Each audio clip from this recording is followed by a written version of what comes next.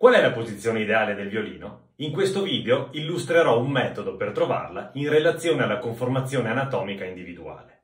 Ancora una volta mi baso sulle preziose indicazioni che il grandissimo didatta Simon Fisher ci propone nel libro The Violin Lesson a pagina 117.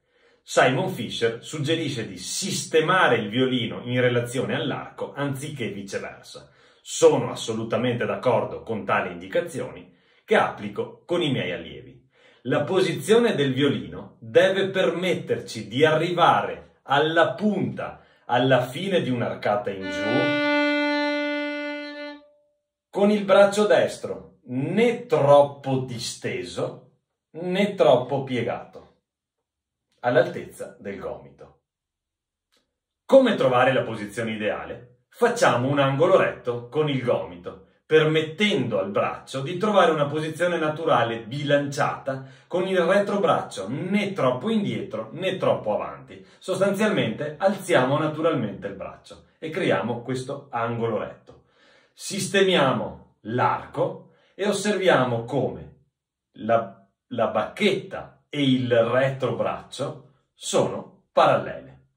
Sistemiamo, senza modificare la posizione del braccio destro e dell'arco, il violino sotto il mento, aggiustando la posizione in maniera che le corde siano perpendicolari alla bacchetta e di conseguenza osserviamo come la bacchetta e il retrobraccio siano paralleli, così come le corde e l'avambraccio. Sostanzialmente formiamo un quadrato. A questo punto tiriamo l'arco fino alla punta e, come detto, il braccio non sarà né troppo disteso né troppo piegato.